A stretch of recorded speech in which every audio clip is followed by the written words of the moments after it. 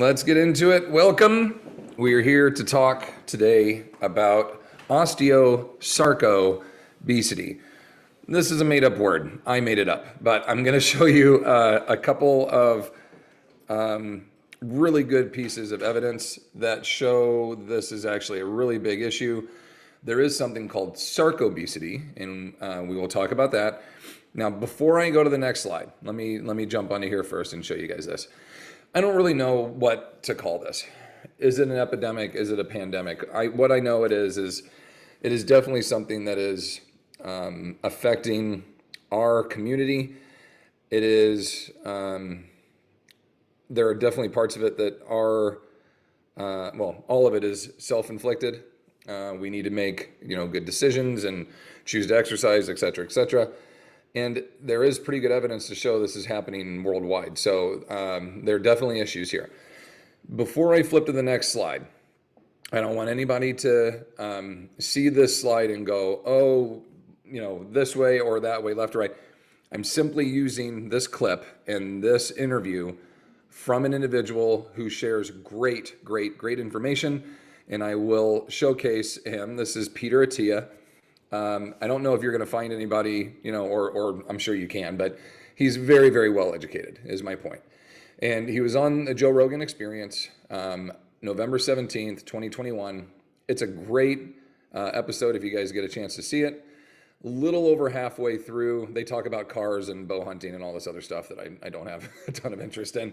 But knowing his background, I knew good stuff was coming. And about halfway through it, the second half is phenomenal.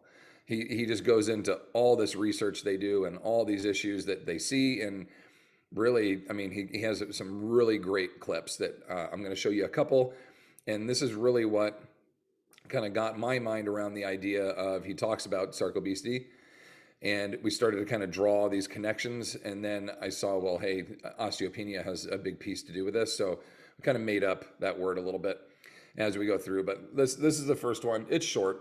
Okay, nothing super fancy, but it gives you an idea here.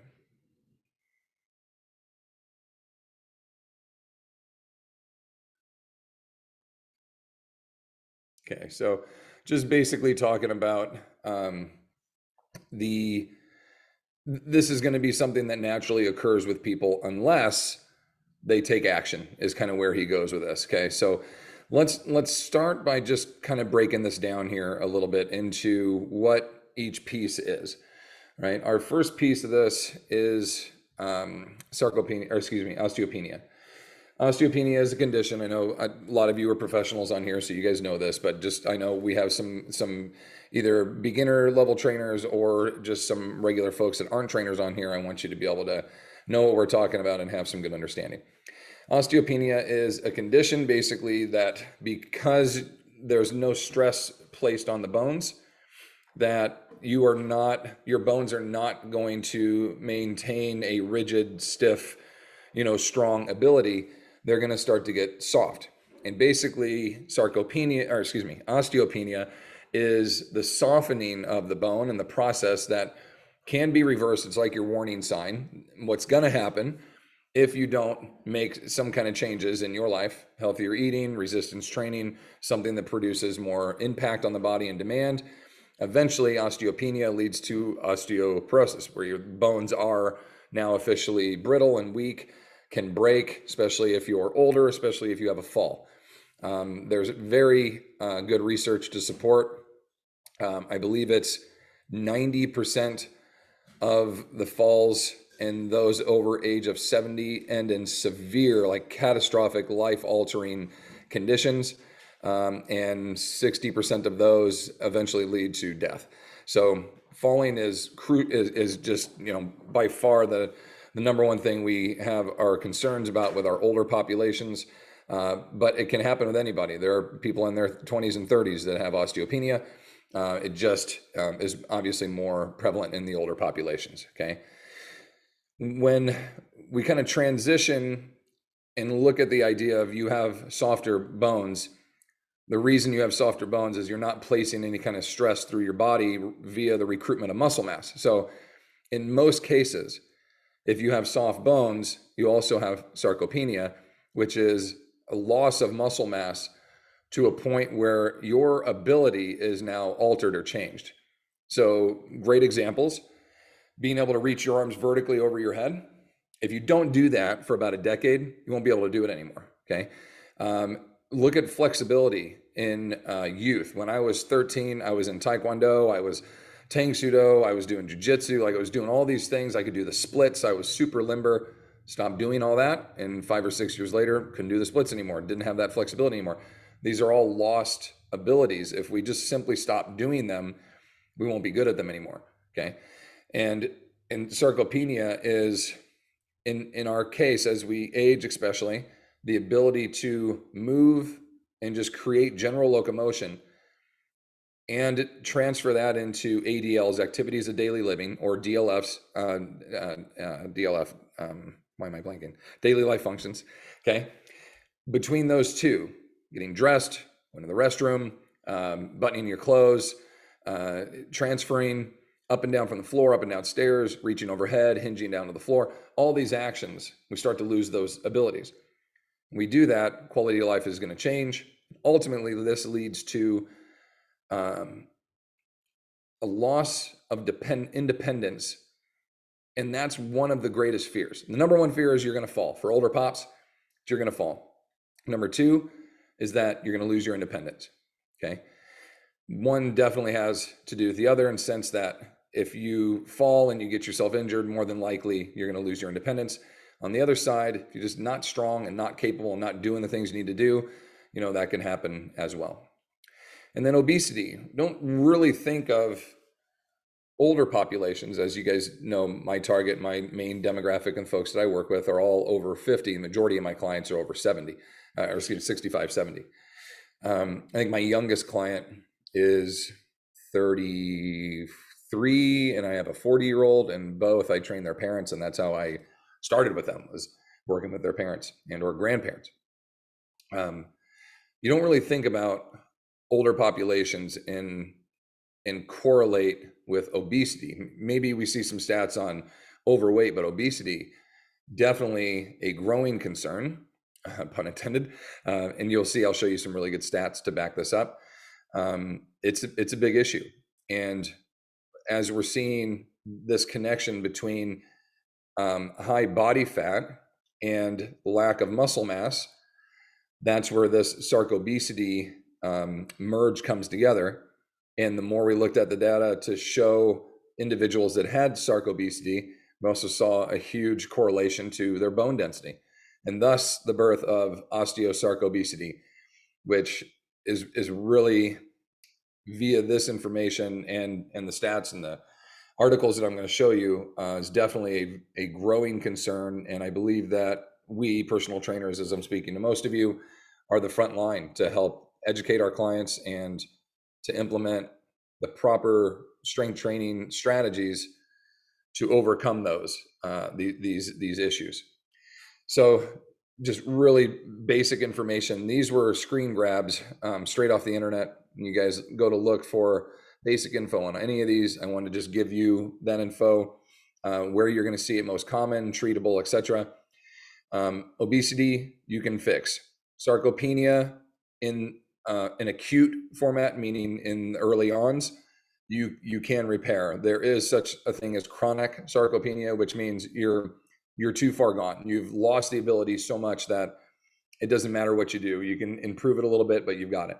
And then osteopenia is your warning sign to osteoporosis. And then once you're basically with brittle bone, it's very, very difficult to repair that back.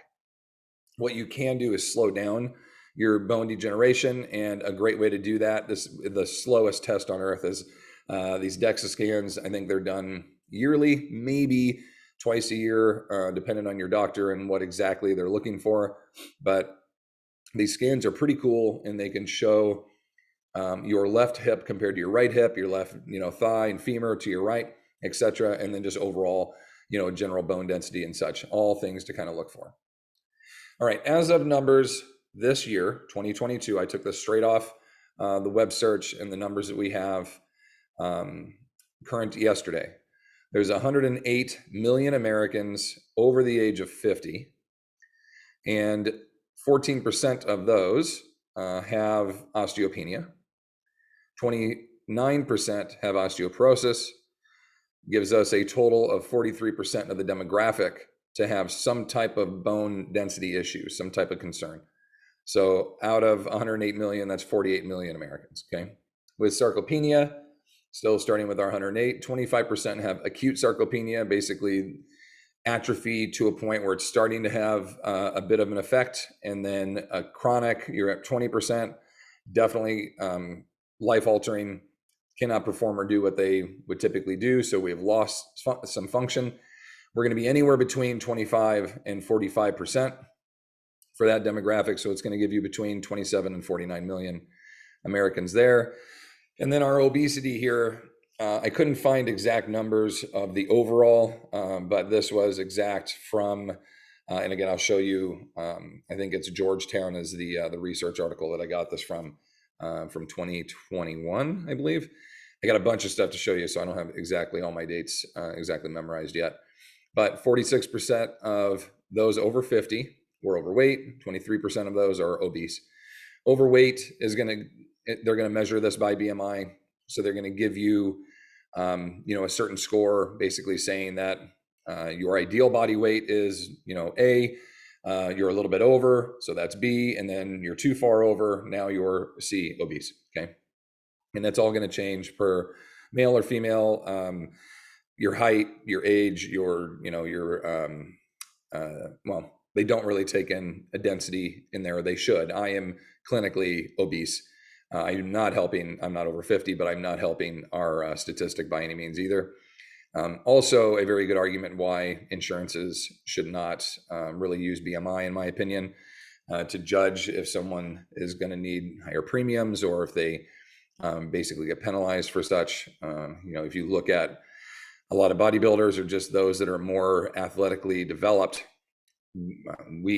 I'll throw myself in there, even though I have plenty of body fat to spare. We are at a disadvantage because there's not a consideration for bone density in this, for muscle mass in this, and they don't really take frame into the account. So numbers are really difficult. I understand it's harder to get body fat percentage, but I think there was a better way to do it. A time for another talk, but just to kind of throw that out there. Osteopenia, as we kind of talked about, peaking around 35 bone density will. And the way that it is going to be affected is through the SAID principle. And the SAID principle is awesome. It's going to apply to a lot of things. SAID principle is the specific adaptation or change to an imposed demand.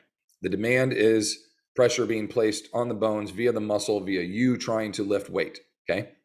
When that demand is applied to the bone goes, hey, we're going to break if we don't do something different. So it accrues and pulls. I don't know all the science in the greatest detail. My biology major wife could definitely explain all this to you more. Because of the stress the muscle is putting on the bone says, we will adapt, we will get harder. And thus your bones start to move away from osteopenia and to get to a more dense position. Because you're stressing the bone with the muscle mass on it, we're moving further away from sarcopenia. Because you are being more active and exercising and stressing the bone and stressing the muscle, ideally, you would be moving further away from obesity. So bottom line, activity is good, and we know this, okay?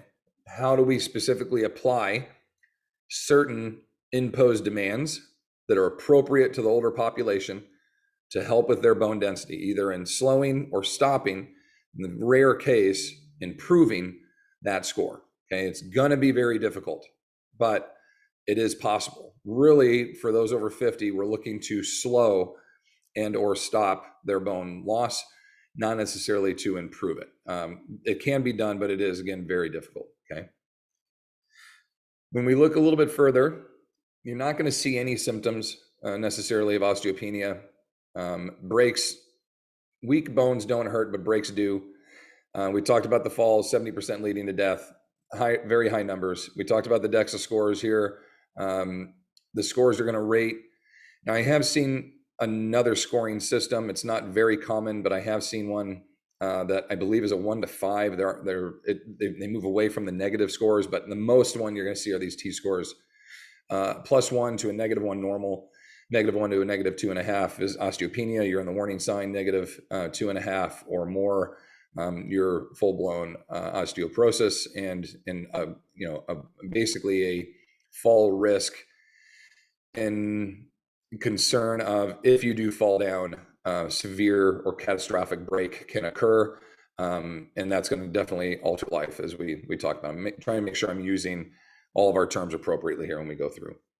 Osteopenia leads to osteoporosis. We talked about that. It just definitely is just going to get more aggressive if something is not done for that. So let's talk about some of the options that you have to assist in improving your bone density. We're going to dive into all these here in just a few minutes, but this is kind of your quick snapshot of resistance training.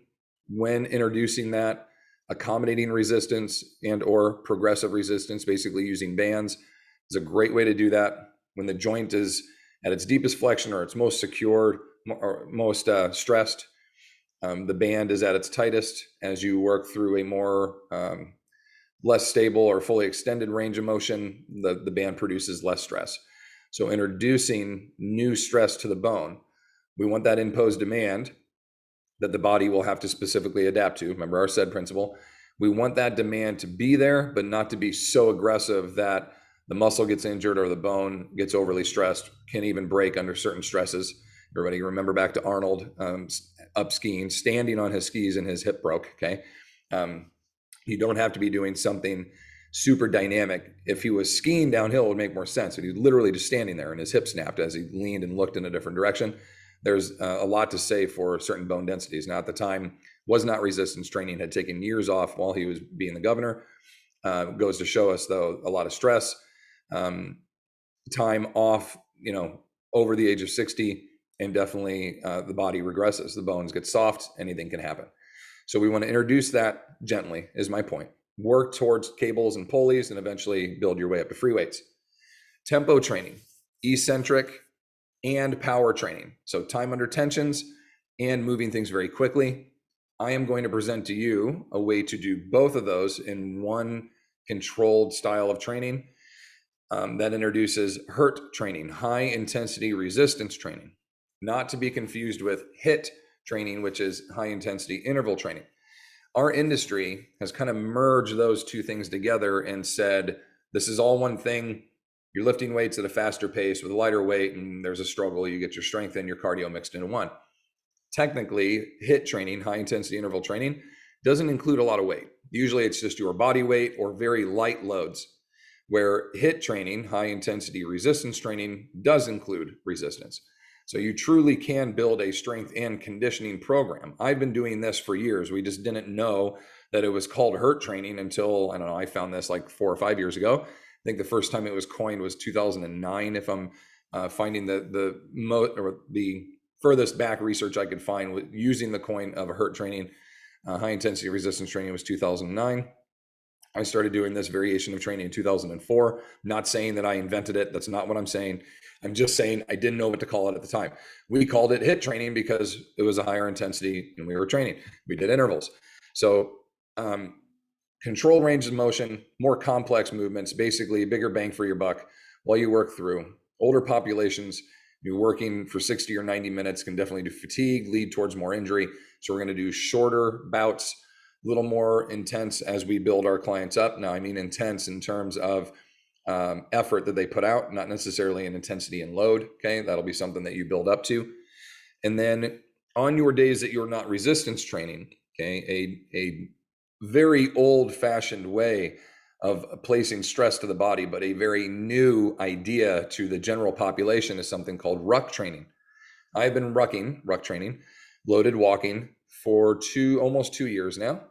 And I personally have seen great responses in it myself, but started to introduce it with my clients, and many of them are seeing great responses with this, either rucksacks or loaded vests, and will basically go out for a 2 or 3 mile walk with an extra 10 or 15 or 20 pounds stressed on their frame. We see our T scores either maintain or improve with some of my younger clients, or slow down with our older clients. Okay, so something to consider there. Do nots, things you don't want to do. Clients that are osteopenia and or osteoporosis, we don't want to jump, jogging, running, deep bending, twisting, deep bending with twisting, really deep full ranges of motion. All of this basically can produce an opportunity for more bone damage. So we really want to minimize that. Give these clients, if they're totally green, I'd say 6 to 12 months before you really start to try or even consider anything that is any of the items here on the list. Really, jumping and jogging are the two things you want to keep off the list pretty much permanently. Not to say that we don't want to do some kind of dynamic movements with our clients. We just don't want them necessarily leaving the ground or having a whole lot of high impacts until their body's really properly progressed. An adaptation phase here typically can last 2 to 4 weeks with a brand new client. Older adults, we want to double that time. So I'd say 8 to 12 weeks, somewhere in there. I mean, you got to take your time, baby steps for sure.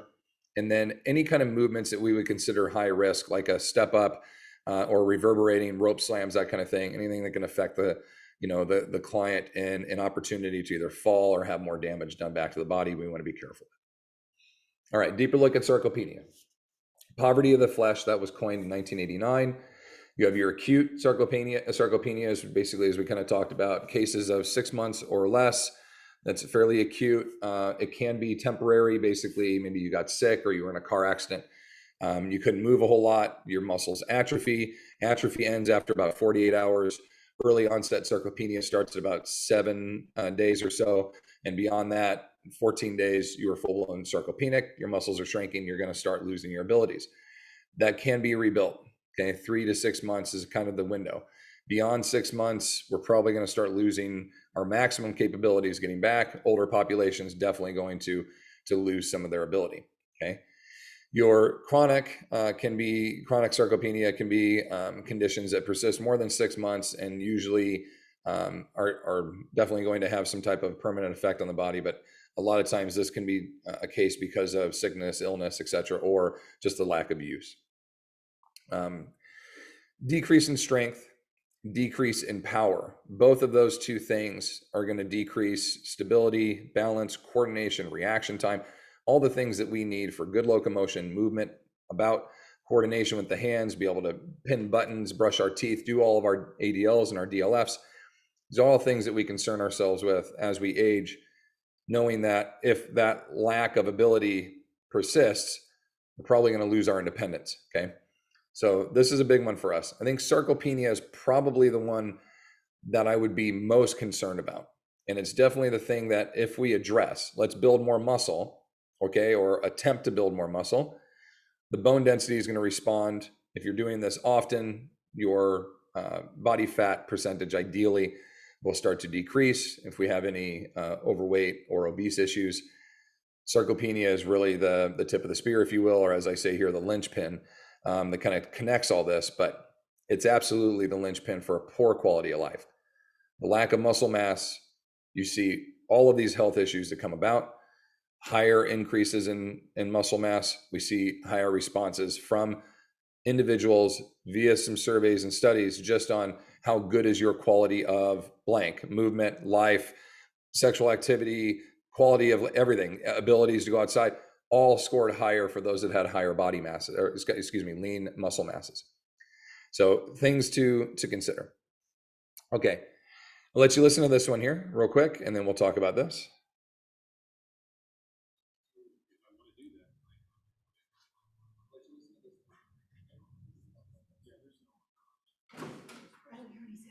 You can hear it? Yeah, the data is overwhelming, right? So there's a study that was done that looked at 65-ish year old folks and put them on a super high. Can you guys hear that? And in 6 months, they added. You don't hear anything? 1.7 kilos. I want to be able to hunt when I'm 80, and I want to drive a race car when I'm 80. Yeah.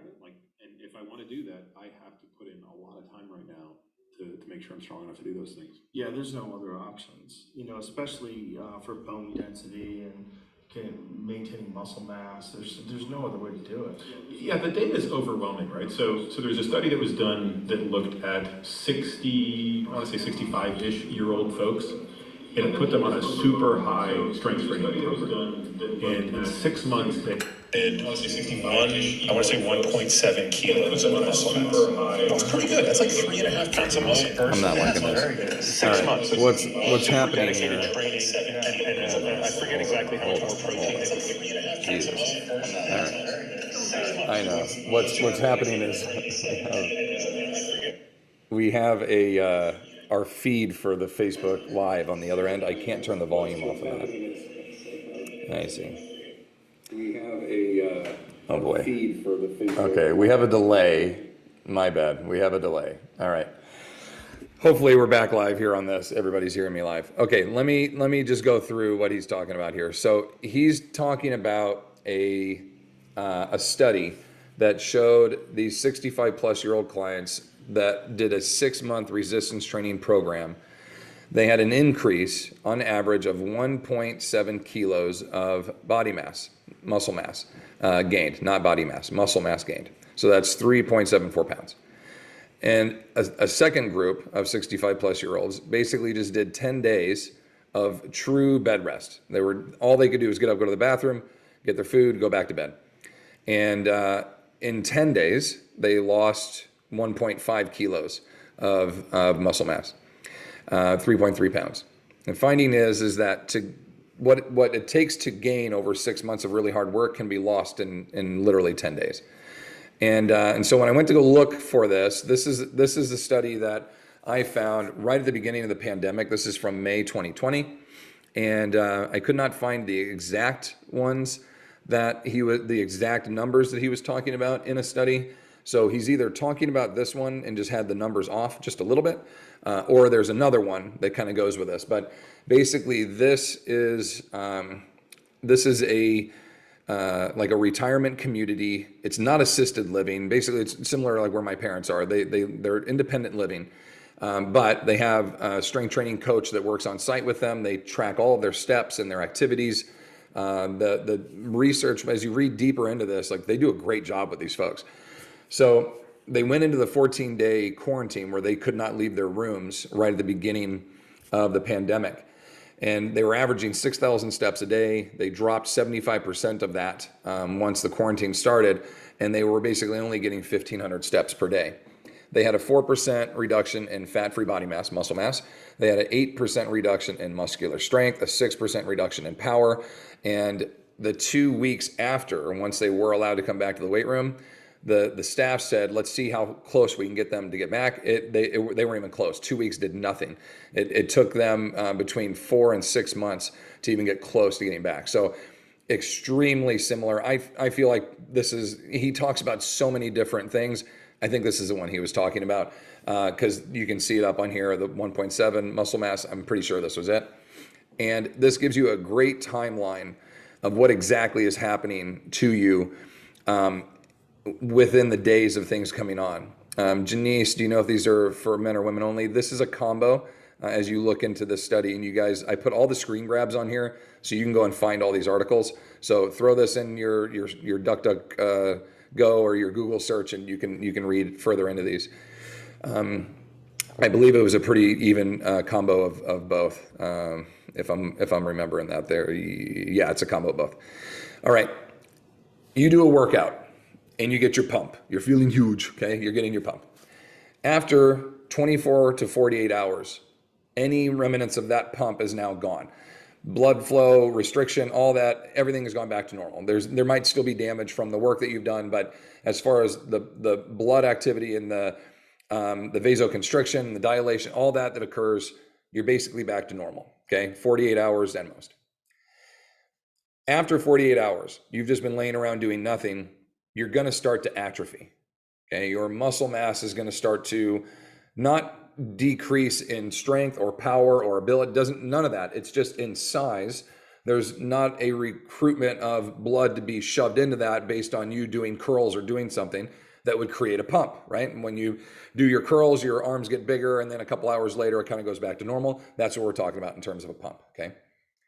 So after 48 hours, that has now shrunk down and your muscle mass is about as small as it's gonna get without the loss of something, power, strength, ability, etc. Between the 2 days and the 7 days, and it's different for everybody, you are now in full atrophy. and you're going to start losing some of your muscle volume.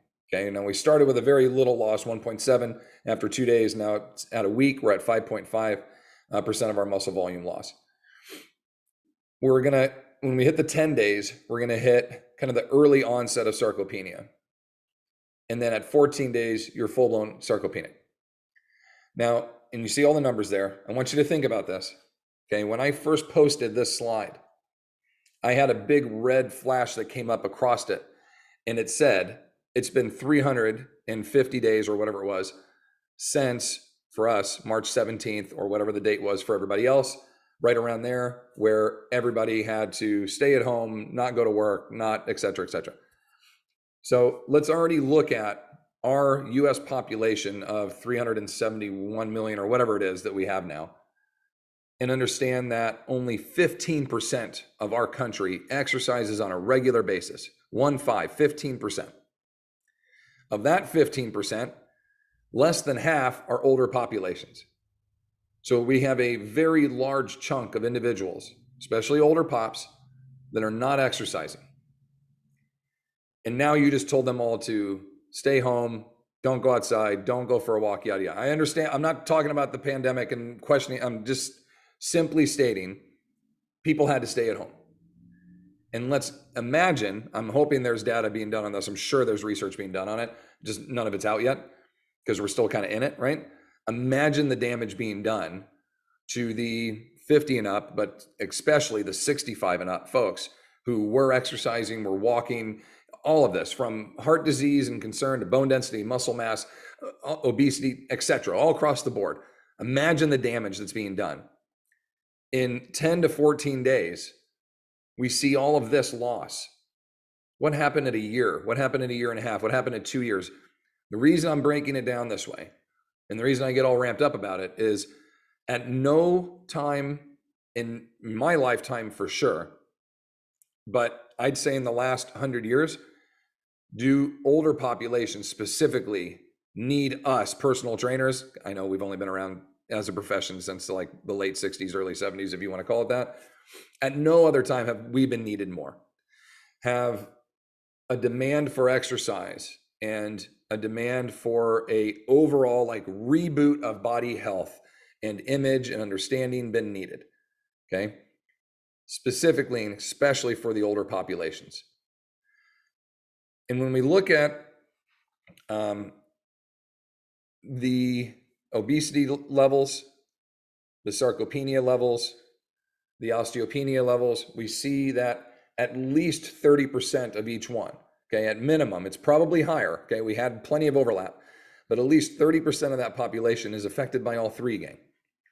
And then they just did an 18 to 24 month sit down. So I'm guessing that number went way up and is continuing to grow day by day. Okay, I know I don't need to talk about this too long because you're like, we're trainers, we get it, move on. Okay, so here's the research article. Now, to find, I don't mean to be a cheap ass, but to find like accurate, I had to pay to like become a member of this. This is an older one. You see, it's from 2010, I believe. If these numbers are from 2010, these are scary numbers. You can only imagine what it is now. They're definitely higher, right? But I was able to grab all the screenshots of the graphs. I didn't steal these. They're all on Google. I just screen shared them or screenshot them and then threw them in here for you to see. Obesity was a big concern 10 years ago, even greater concern now. And again, especially after 18 to 24 months on a sit down. Okay. This study and this follow-up on obesity has been done by different universities across the way. Over time, and I believe Harvard and Stanford have also done one, and I think Stanford has the most recent one. Again, I'm not a researcher, I just read the research, and there's a lot being done here. I'm hoping to do another one of these in the future that will give you pandemic numbers, so basically since March 2020 till now, and I think that will be telling, but I'm pretty sure we can, quote unquote, assume that these numbers are not going down, okay? I think that's pretty safe to say. All right, so let's talk solution, okay? Took me 38 minutes to talk about the problem. Let's talk about the solution. when we look at older populations, we are going to have the opportunity to implement resistance training. With that resistance training, the ability to move load either slowly, slow velocity, eccentric training, aka time under tension, 8 to 12 reps, between 60 and 80% of their 1 rep max. Please don't do 1 rep maxes with your older populations. I don't have time to get into this right now. Use a 1 to 10 RPE, rate of perceived exertion, with your clients. Ask them to rate. We will talk about this in a second, but please don't do 1RMs. Please don't even mess with 1RMs for your older pops, okay? The studies in this, and there were multiple, they showed between 4, I know on the low end, but I have a pretty good feeling that individual was training, to 70% of an increase in strength production. They had to show the full range. Most people are around 40 to 70%. So eccentric training made people very strong. What it doesn't do is make them explosive, fast, dynamic, reactive, okay? So having a velocity component on the other side, power training, and most trainers, most strength coaches, they hear power, they think bounds and skips and jumps and box jumps and, snatches and clean and jerks. With older populations, you can simply take selectorized machines. I'm not a fan of selectorized machines unless it's deemed necessary. I would rather people stand in space and move their body weight plus an additional load around with them. That transfers so much better than using machines, but I am not a hater on machines. If that's where people need to start there and move them on, okay? People get these things in their head of like, Robert's anti-machine and he doesn't like running. I don't like ugly running. If you run well, go run well, right? I'm a fan of good technique. There's no judgment of any other movement. Exercise is exercise. You're out moving around. As long as there's weight in your hands, I'm a happy camper. You got to have it. If you don't have weight, nothing's going to change, okay? All right, high velocity. RPE scale 3 to a 6 or 30 to 60% of their 1 rep max. Again, don't use that, okay? The study shows increase between 40 and 60% in their production. They're not even letting go, gang. They're not letting go. They're just moving it quickly. A lighter load, they move fast. Ultimate power production. Now, this study came out. It was posted online. I made a comment. Do you truly get maximal velocity if you don't get to let go of the implement? One of the authors and the gentleman that oversaw one of these studies, and this one on the left, I believe specifically, Brian Mann, who's a great power lifter, said, you're right. If they were to let go, you could produce more power output.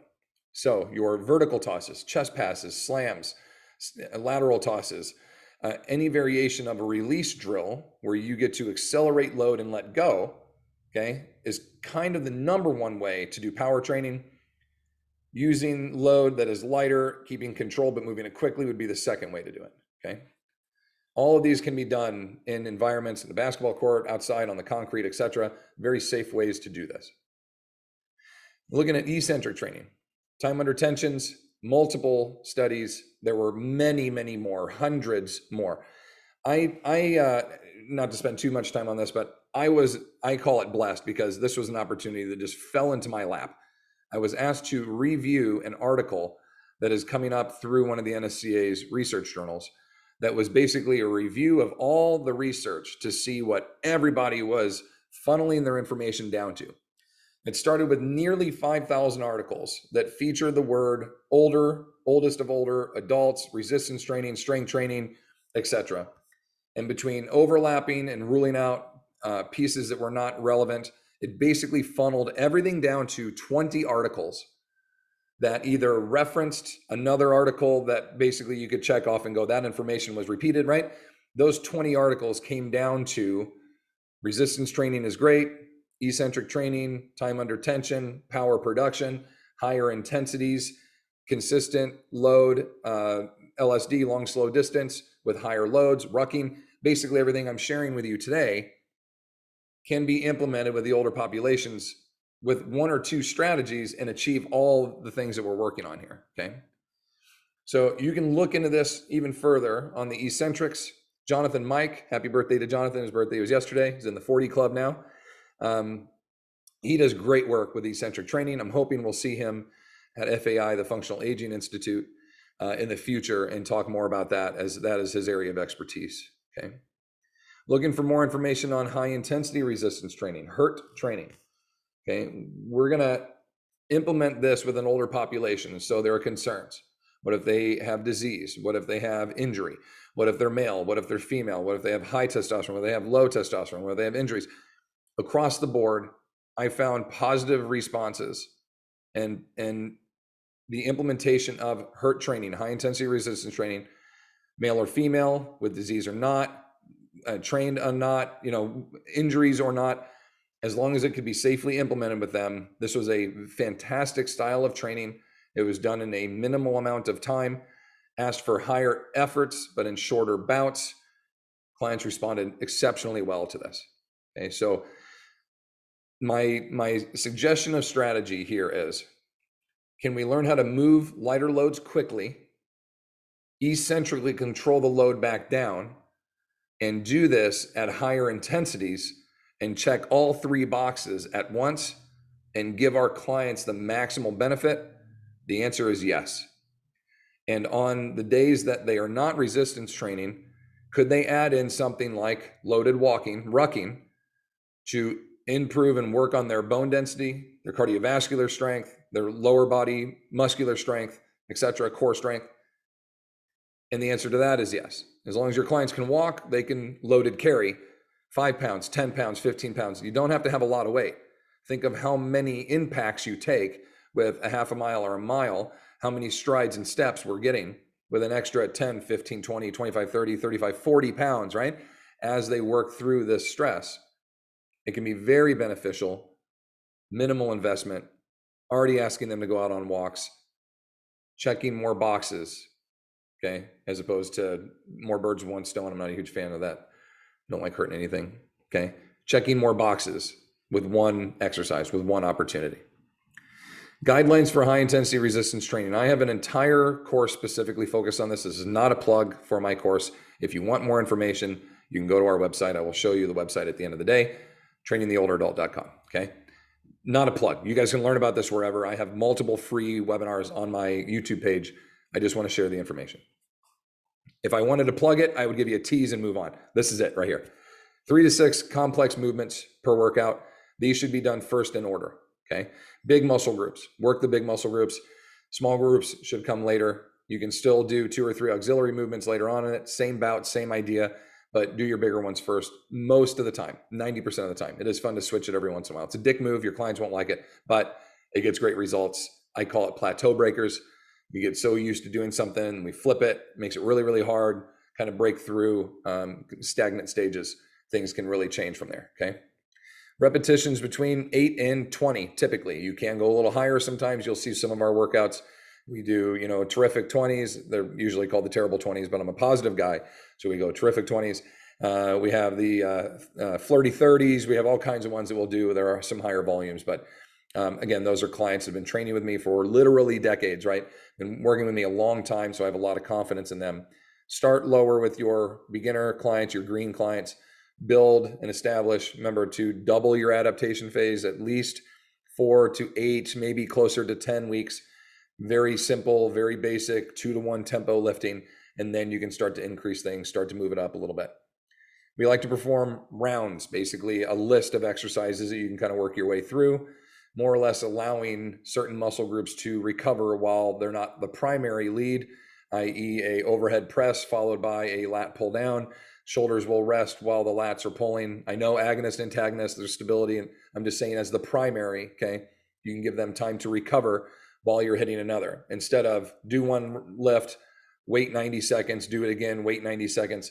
Okay, that takes us an hour. The same amount of work can be done in a very smaller bout, and we can check off our boxes of stability, strength, power, and muscular endurance, etc. as we go through, okay?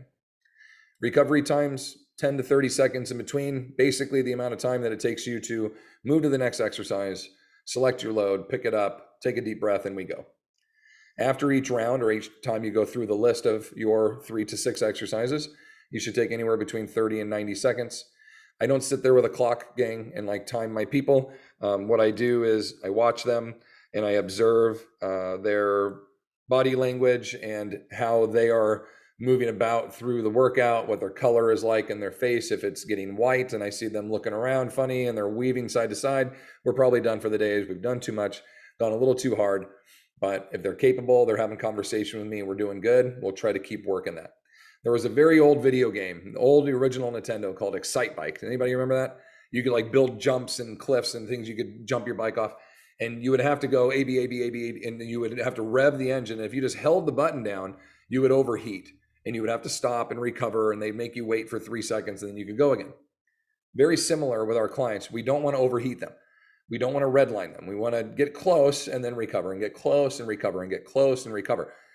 Knowing your limits and exceeding them, that's how people get hurt, or they throw up, or we have bad things. I want to push that limit and then recover, push the limit and recover. And eventually, as we get in more shape, those limits will go a little higher, okay? So I know it's a saying, I know what they mean. However, a little bit different strategy with the older pops, okay? Extremely quickly, because I'm a little touched here for time. I gotta go through this quick. When we are judging for load, I'm using my scale of a 1, it's the easiest thing I've ever lifted, but I am holding weight. 10, it's the hardest thing. I barely finished that last rep. For HIRT training, you want to use somewhere between a 4 and an 8. It's not too light and it's not overly heavy, but it's challenging, okay? How do you judge the RPEs? Here's how you do it. If you take any notes from today, please write this down. Number 1, your client can perform the number of reps you've asked them to do. They can perform those number of reps with the proper technique all the way through the set, not for the first 5 of the 8 and then it gets ugly, okay? That means the load is too heavy. You have to find a load that they can do 8 reps with, and they can hold the proper lifting technique through all 8 reps, and they can maintain the proper tempo that you ask them to do. So let's say the tempo is a 3-second down, negative, eccentric, and a 1-second up, positive, concentric. That should take 4 seconds per lift. By 8 reps, that should be 32 seconds it would take your client to do those 8 reps. And let's say they get done in 28. And you are cueing them and encouraging them, keep the shoulders neutral, keep your chin down, don't round your back, and they can't correct that. The weight is too heavy. They're going too fast. They can't hold the right posture, okay? Let's say they go through it. It's easy. They don't look challenged. The tempo is perfect. They could even go slower if they wanted to. It's too light. We need to improve it. This is a great way to judge load. And it's the only thing in my programming that I literally do not record on a daily basis. Okay, with my clients, when we test, I do, but on a daily training basis, I do not write down load because it's a day-to-day selection. Client is feeling good, feeling bad, feeling injured, slept wrong, any of these issues that come about. I don't want them to feel the pressure of, well, you did 20s last time, so you have to do 20s today. I will make the judgment call on that. And based on, can you do the number I asked? Can you keep the proper technique? And can you do the tempo I'm asking for, right? And then I'll say, okay, grab the 20s. You proved to me in round 1 with the 15s, you're fine. Now let's do the 20s and we can push it. Remember, with any client, but specifically with the older client, okay? And I always say that because this is my area. These are my people. Do no harm, rule number 1. And that's the only rule, okay? Like the most important one, do no harm. It does no one any good to overtrain your client even once. Injury occurs, everything goes wrong. If we baby step and just go a little bit slower, but constantly keep moving forward, okay, we're gonna have great success. Everybody is happy. Granted, we don't get there in record time, but we don't get injured either. And if there's one thing that we don't want to do to our population, older adults, we don't want to injure them. Injuries take way too much time. What Peter says in there, I wish you guys could hear the clip, and I'm sorry again for the audio, is he goes, resistance train multiple times during the week, exercise every day. He does not believe in taking rest days. He doesn't want you to stress high every single day. You should have 2 high peaks. You should have 2 kind of medium days. You should have 2 kind of low days, and you should have an active recovery day, going for walks, swim, bike ride, etc. But exercise every day, and by all means possible, avoid injury. That was his third key. Okay, so lift weights, exercise regularly, don't get hurt. So when we're judging our rep count and our load and all that, if we judge that by the reps asked, the proper technique and the tempo, I feel like you're going to keep your people pretty safe and still get good results. But if we're just looking at it going, well, I guess based on what you did before on this projected 1 rep of 10 reps, you're supposed to be able to do this, and now we're going to suggest that 70% of that is this, then you should be able to do. I don't want shoulds. I don't want guesses. I want to know. I want to know that the technique is sound. I want to know that the tempo is being, properly performed and maintained. And I want to know that all the reps are achieved. That's what I'm being hired to do, is hold that line, hold that standard, and make sure my clients don't get jacked up. Okay, rant over. All right, the second part of this, your non-lifting days. We can ruck.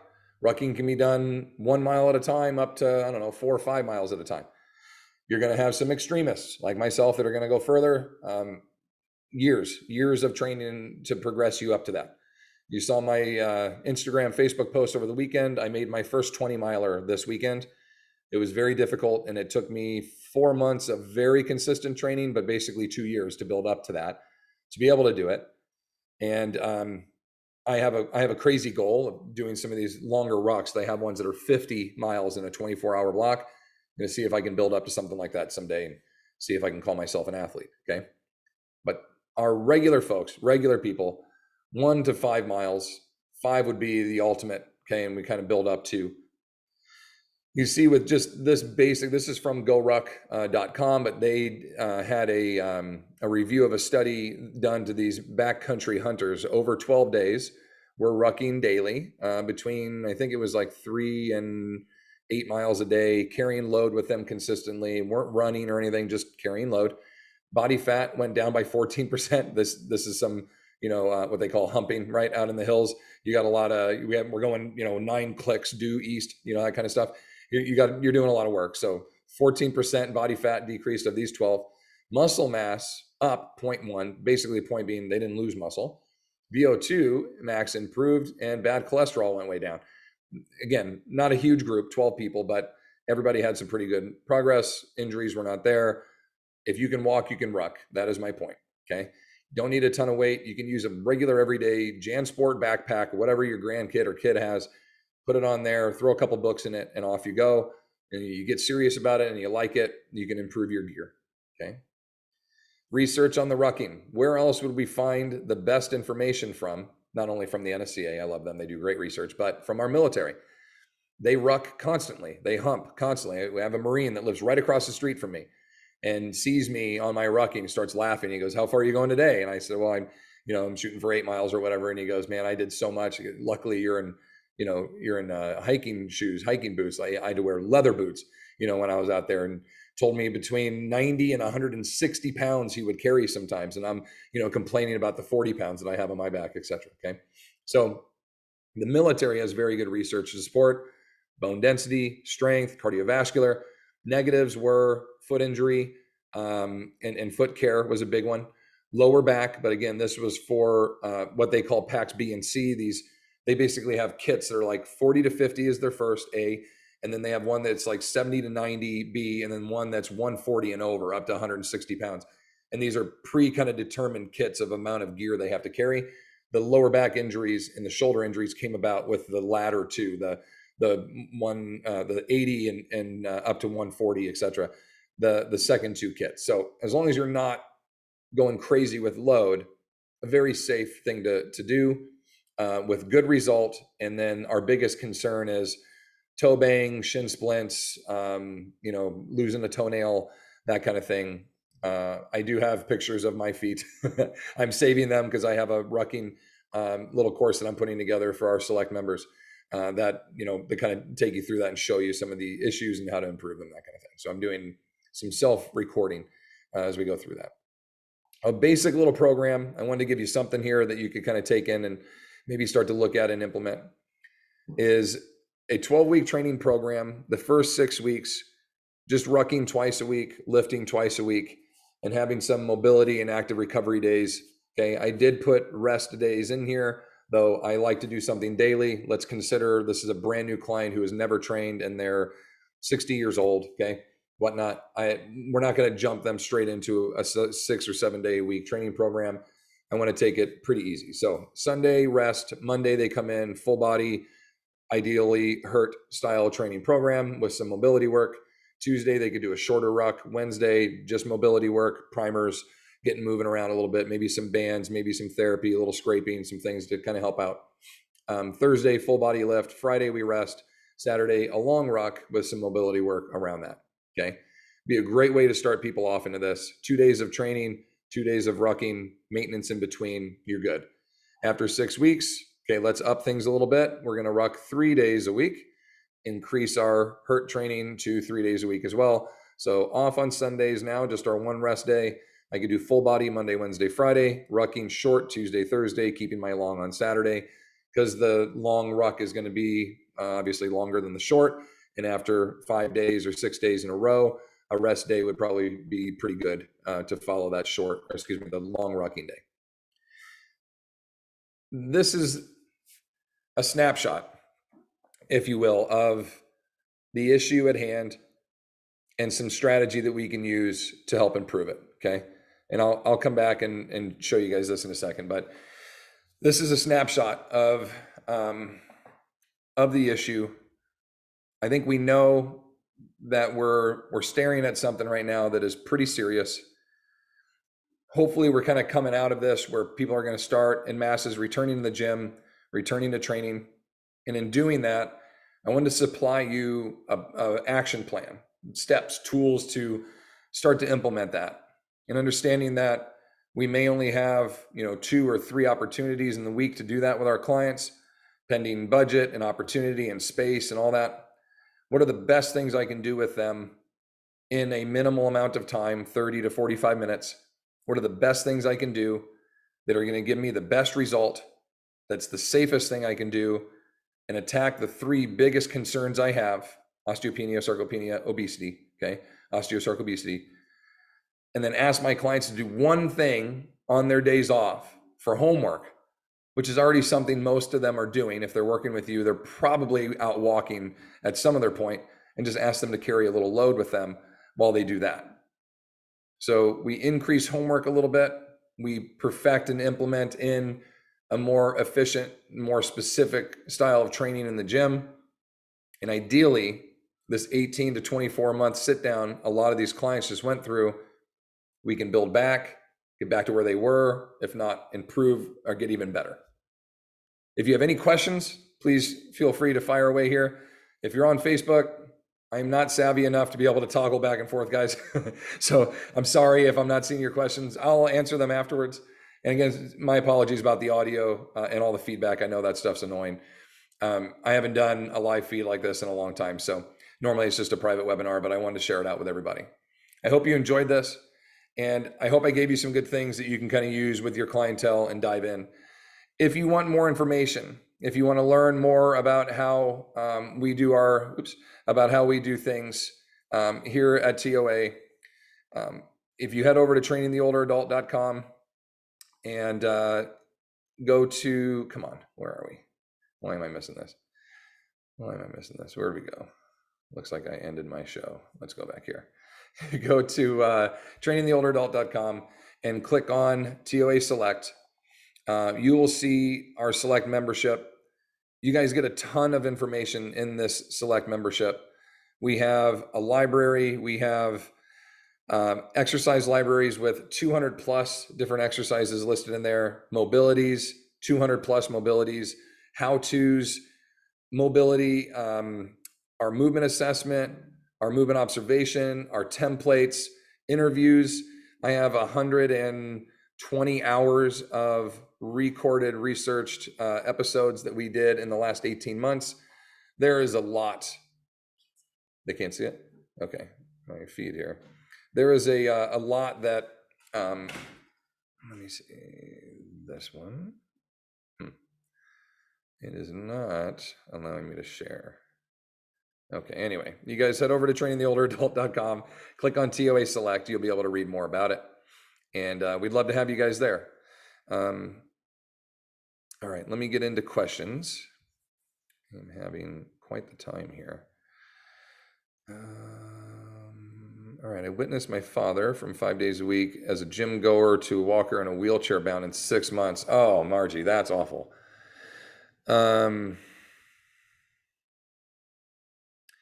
That's awful. So if you guys see me on social media, you know that I have family members in the same situation, and nothing is more disheartening. I really feel for you, and it's so hard to try to change this, but it sounds like he was there one time before.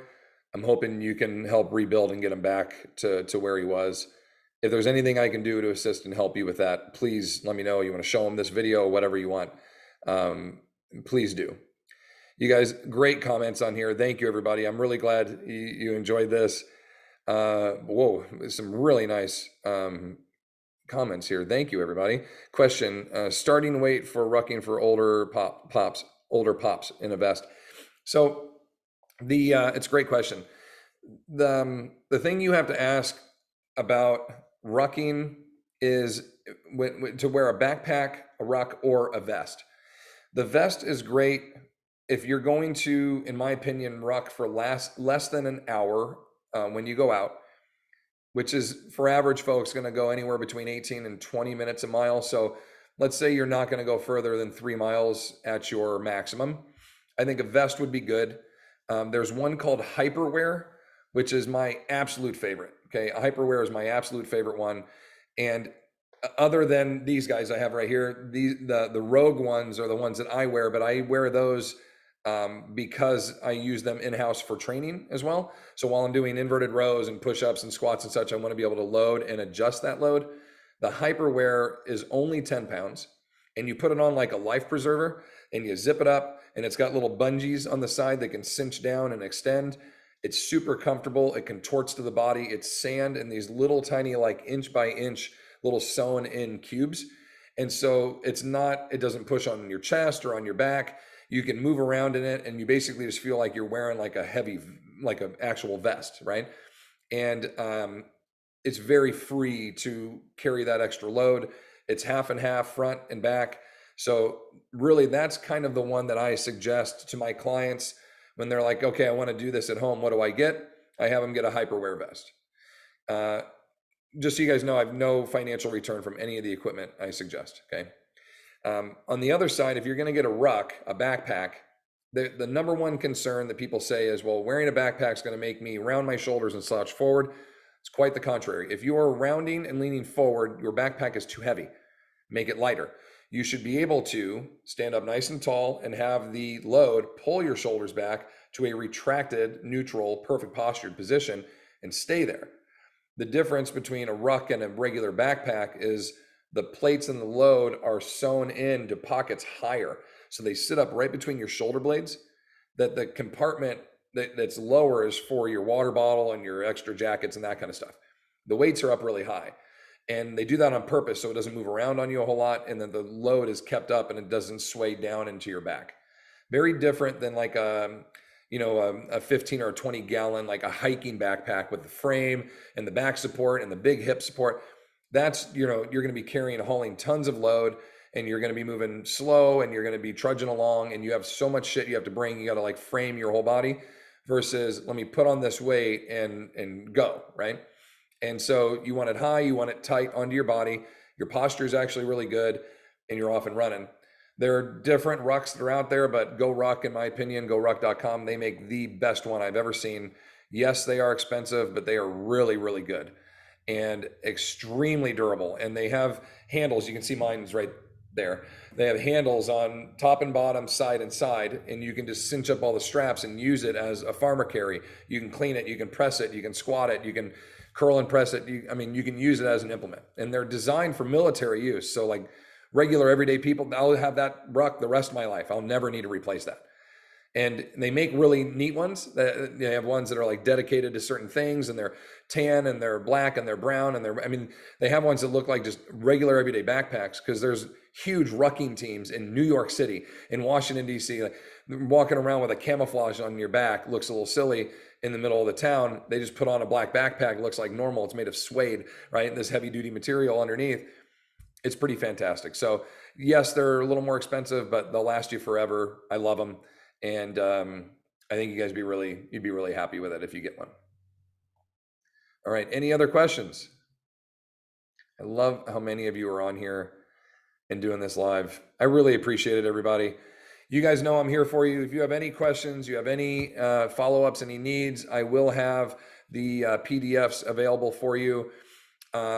We will do, how do we do that? Maybe we'll do an email out to everybody that registered and send you all the PDFs. I will talk to the missus about that and see if we can do it. That way you guys can see the slides. Carol, you raised your hand. Carol, do you want to, let me allow you to talk. Do you want to throw out a question? There you are, Carol. You just unmute your mic and you should be good to ask your question there, Carol. Okay, hello. Hi, how are you? Hi, good, thank you. In -2 Chicagoland. Oh boy, that's my kind of weather. I like that. So for the rucking, Mhm, a client with stenosis, mhm. can they still do that?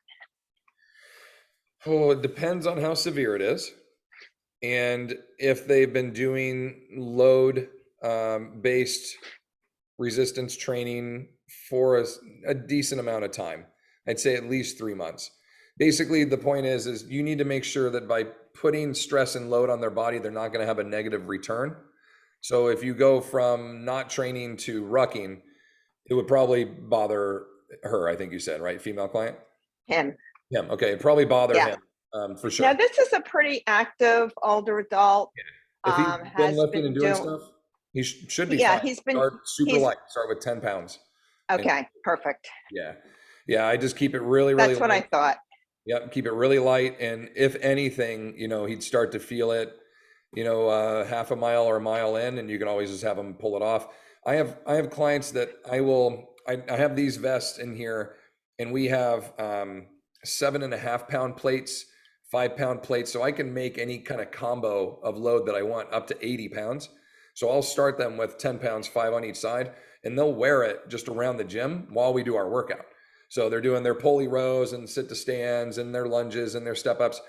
And when we get done, I'll be like, so how does your frame feel?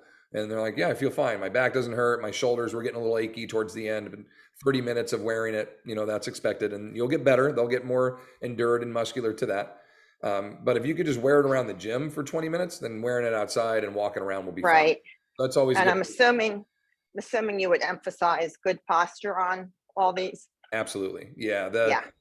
The first time you put on load, you're like, whoa, this is something. And next thing you know, you get used to it to a point where you don't really even recognize it.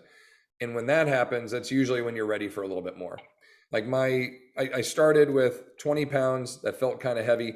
And then I got to a point where I'm like, this isn't a challenge. I don't really feel any stress. I went to 25 and then 30, and over years now, 2 years, I've got to a point where I can carry 40 pounds and it doesn't really feel like a heavy load. But when I put in 45, it's this drastic jump, right? So, I mean, small little bouts will make small little changes will make a big difference when you go on these, shorter to longer bouts. So just baby step everything, progress it real slow, look for feedback. But the benefit on the other side is so great. And it's something they already do, going for walks, gets them to be social, Yeah, start big getting your walker. clients to go together, and let them start Yeah. to socialize and engage. Then now it's awesome, and the other cool thing about those Hyperware vests is that they're just like gray and black, and they just kind of look like a jacket without sleeves, like a vest. So people don't really even notice you're wearing it. Where if you're running around with a military vest on, like a flag jacket, people are like, what the hell is that guy doing? So for regular folk, like they don't get harassed about their stuff. And I like that. We have 2 or 3 clients that go out walking together. They wear their vest. Other people in the neighborhood, have asked, and they've started in too. It's contagious, and it's a great little thing that you can do. And that you're getting such a great benefit. It's just I can't express enough about how great of a value it's been personally, but also personally for my clients, like with my clientele in here. That's why I want to share and teach others how to do it. So that little 12 Can you send us a link to that brand? Sure. Yeah, I'll put it in. It's goruck.com is the backpack one, and then Hyperware is the other. I'll type those in here. Actually, you know what? I'll add it as a slide to the PDF before I send them, so you guys can see where to find that stuff at. So Great. Thank you so Hyperware or much. GoRuck. You bet, Carol. Thank you for asking your question. All right. Take care. All right. Bye-bye. All right. Anybody else? Any other questions? Feel free to raise your digital hand and I could turn your mic on. Oh, Keegan, look at my wife. Look at her go. She already put the Hyperware link in there. She's on it. And let's see if the Go Ruck one pops up here. The Go Ruck rucks do have different options that you can pick from. They have like a large, big framed one that has a hip connection, which I encourage people to get the hip support, especially if you're going to carry more than maybe 15 pounds. The hip support is big. Thank you, love. Yep, she put it on there for you guys too. Go Ruck and the Hyperware. So that is very cool. And then they have a secondary ruck that's a little bit smaller in cylinder size, still holds the same amount of load, but it's for maybe a smaller, shorter framed individual. I'd say 5'7", medium frame or lower, right? And then there's a mini that's like half of a backpack that you could use and maybe carry up to 20 pounds in it at max, that kind of a thing. So they have 3 different frames that you can pick from, depending on how much you want to carry and how much you want to, you want to haul with you, that kind of a thing. All right, gang. Anybody else? I am happy to answer questions. You guys are great. I appreciate everybody staying on. Last call for questions. And Keegan already wrote back on here that she will send out a PDF to everybody afterwards. So we'll make sure we email that to all of you. Let me go over and see if I can find my Facebook feed. Shannon is on here and talking about how comfortable her rucksack is. I love it. Is this video recorded? Yes, you'll be able to see it all in a little bit. It should be up. Yeah, sorry about the volume, my fault. And let's see, Dago asked about rope slams. Yeah, the rope slams with bone density issues, when you hit the ropes on the ground, you get reverberation back into your arms, and that can definitely be a problem if the client is not conditioned, not strong, not ready for what is to come. Inertia waves are a great way to start, and you can get really good with inertia waves while you do resistance training, and then eventually work into battling ropes if that's something you want to work with your clients. We had both. We had battling ropes and inertia waves for a long time, but we got to a point with our clientele, the majority, if not almost all of our clients had wrist and elbow issues, and the ropes just kind of had more negative return because of the load. So the inertia wave became, look, Keegan is on this, man. She put inertiawave.com on there. You guys can check them out. Basically, it's a weightless rope. It's a gigantic rubber tube. As with everything, if you guys go and look at it, it's all about sports performance, and all these pro athletes, they don't think about what great things it can do for the older populations, but it's a fantastic tool for our older clients. And you can do all kinds of cool stuff with those. So you guys could always check them out. That's a good alternative to ropes if you have any issues there. All right, gang, I have talked long enough. Thank you. I appreciate you being here. I appreciate your time. It's the one thing I can't give you back. I can give you back money, give you back product, but can't give people back their time. The fact that you just spent an hour and 15 minutes with me, I really do appreciate it. Please check us out. Instagram, Facebook, YouTube. I try to put up at least one video a week on YouTube, always putting up content there. And if you guys want much more in-depth, I'm telling you, there's more stuff than I can remember to even tell you guys about on TOA Select. It's everything that I can possibly think of in my brain. I'm trying to put it into this website so you guys can learn and benefit from all of it. Not saying my way is the best way, but it is a very good, successful way, and it's research driven. And I'm constantly updating and improving the way we do it, and the strategies on how to implement it, and the strategies with limitations. And as we age, I'm just trying to constantly be on the forefront of that. And anything that I need to change in the programming, I can edit out and put in there, and always give you, to this moment, the best information that I know that you can use with your clients. That's what TOA Select is all about. It's been my dream to create a place where you could get everything and anything you need for older populations in one place, with great strategy and simple instruction on how to do it. And that's where you can find it. And you can find that link right there. And there, you guys are awesome. Thank you, Sheila. Thank you. You're my favorite as well. I love you guys. Thank you, everybody. Have a great day. Again, look for the recording, look for the PDF, and we will see you guys again soon. Take care, everybody. Movement is life. Thank you very much. Bye-bye.